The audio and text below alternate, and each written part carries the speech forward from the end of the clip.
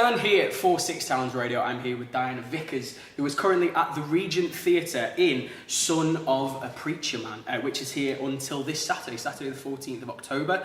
Diana, thank you very much for joining me. Thank you for having me. I watched you last night, and it looks like you have so much fun on stage. You the show goes through like a range of emotions, which you don't really expect at the beginning. I felt like I was going, oh, that's just happened, and then you try to digest it as something else. It's quite fast-paced. Yeah. What's it like being in it? Yeah, it's good fun. It's a good show. There's a lot of great songs that I get to sing, which I really enjoy. Dusty was a bit of a legend, so it's a real treat to get to sing that. And I enjoy my character. You know, she's very bolshy and loud and big, and she have a good little bit, you know, a few comedy moments. So that I enjoy. So I think in terms of playing my character, I feel like I have the most fun. You do have, I think it is, out of the characters' journeys as well. Like you do get some of the dance moves and some of the. Oh God! I mean, there was a great dance actually at one point, but I've had a really bad back recently, so we've had to cut some of it down. But basically, I just get thrown around the stage by a very hunky man at one point, which I mean, if that doesn't sell the show in just one sentence, I think nothing ever will. So the last time you were in Stoke on the Regent Theatre stage, you were in Rocky Horror. Oh. Now, this is a very different show than Rocky Horror. What's it like going, obviously you're an actress and you do TV and you do stage as well, going from role to role and then coming back. Is it sometimes hard for you to kind of adjust when it's so quick, when you leave one show and go on to another? How is that for you as an actress now?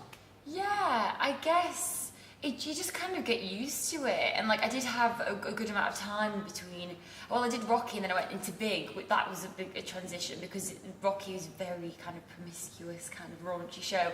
And then I went Big, the musical, I was performing with loads of kids. So it is a bit of an adjustment. But yeah, and in terms of being back here and doing this, I guess it's just a very different audience because last time I was out here in Stoke, you come out and people are having loads of drinks and they're loud and they're big and that's the kind of energy that you get from the last show. But with this, everything's a lot more reserved and everyone's on their feet clapping and having a good time. But yeah, I guess it's kind of adjusting to the different audience response. Everybody enjoys it just as much. They do. It's just a different very audience. Different crowd. I you noticed look out that. and people are in jumpers and jeans, whereas you look out in Rocky and people are in suspenders and bras. It would be a very different show if people started turning up in suspenders and bras for Son of a Preacher Man. We should give it a Maybe we'll all set a date and then just before you leave Stoke, we'll just all the audience will just go, right, what's happened? Exactly, what is going on? Just to see how everybody reacts. I think that's what will happen. Let's talk about you. You obviously shot to fame and people's televisions week in, week out during the XFactor.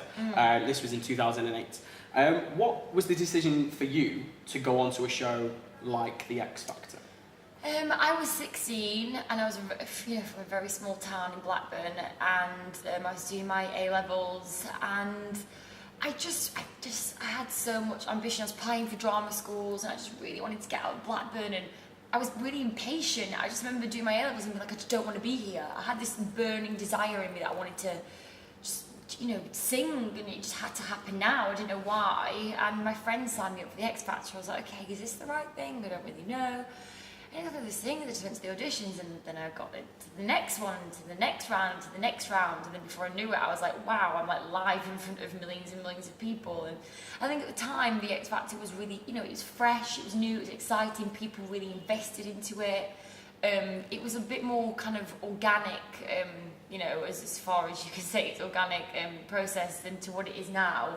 And I just think it was the right time for me, the right moment, and yeah, From the process of the X Factor, did you go into it going, I want to do music, I want to be a recording artist, this is my life that I want to do? Or did you, in the back of your mind, because it was only a year after the X Factor that you were in your first professional show, did you have in the back of your mind, I would love to do stage, I would love to do TV? Is that something that was part of that decision making from that, or was it a case of, I just want to perform?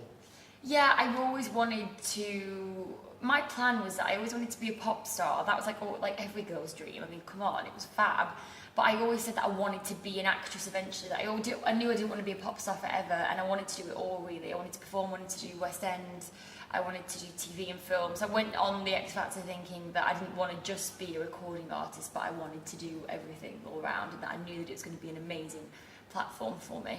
From the process of the X Factor moving on to musical theatre, with people going from reality TV into musical theatre, into television, was it harder? Do you think it was harder for you to make that step because of how people perceived shows like the X Factor, shows like Britain's Got Talent, because they see that, as you mentioned now, it's a lot less organic than it was back then. Was it tough for you to make that step after the X Factor? I think it was okay for me because it's not like it's a reality TV show in a sense like Big Brother or, where people going on and having no talent. Like, you go on these shows having talent. Even myself, I had lots of training. I went to like drama schools, I had singing lessons, I was doing my, all my ballet grades, my tap grades. You feel like you are a performer. You've not just like kind of been given this like lucky hand when you've not worked. And even when you go on something like the X Factor, you have to work really hard. It doesn't just come to you. I don't know. I feel like I went on it at a point where I don't feel. I guess there was a stigma behind it, and I guess you go on to jobs and you feel that you have to prove yourself a little bit more. You feel like, but I feel that I've worked really, really hard, and that when every time I go into a new job, and once I work on the script really hard, and I work on the music, etc., and I feel that people immediately kind of get my energy. They're like, wow, this girl is serious about her job. This is, she's serious about what she does. So it's showing that seriousness and not just going, look, I'm from the X Factor. It's, look, I actually want to do this. This isn't just I feel like I've been in this industry for 9 years now, and I feel like within terms of the industry and like working with directors and this and that, I feel like people have now got a sense of what I'm about. So I feel that maybe I'm not at that point anymore, that people do understand kind of my view on it. You actually started going into TV as well, so you recently were in Josh, with Josh Widdicombe's Sitcom. Is that something, so Sitcom is obviously very different again from musical. This is quite a funny kind of show. There's bits in it with very quick humour and very kind of, it is almost like a sitcom at points where you go, that's funny, and then you move on, so you have to keep on with what the situation is. Going on to the sitcom, is that something you again thought you wanted to do, or did the opportunity come up and you went, you know what, I'd love to do this? Yeah, well, I was a lead in a sitcom for Comedy Central a few years ago, and I did 6 episodes for that, and I loved it. I've done 2 things for the BBC. I was always, that's something that I really want to concentrate more on. Things like come up like this with Josh. I know the writers of it, and it's like one of those opportunities that you're like, I'd love to do that, because I do find comedy great. I love doing TV, I love working with comedians, and that is something I want to do more of because I've done it in the past, and it makes me happy. I enjoy that. Let's talk about Son of a Preacher Man then. It is, near enough every song you find yourself going, and you'll want to join in. Is there a point of the show for you where you just absolutely love getting to, and it's 150% of your energy, you're like, yes, we've got to this point? I really enjoy the finale when I sing Preacher Man. I think it's a celebration of the end of the show, and I get to kind of do my kind of gospel singing thing, and everyone's up on their feet and clapping, and then got a big medley at the end where you sing I Only Want to Be With You and Spooky, and I feel like that's a real uplift, big moment. And obviously, of course, you've got to the end of it now, and you're like, kind of soared through it, and everyone's energy's up. Party mode, people up and dancing, just not in suspenders and bars like Rocky. Unfortunately, for some would say. In a sentence, we do this for everybody that I speak to. In a sentence, sum up the show.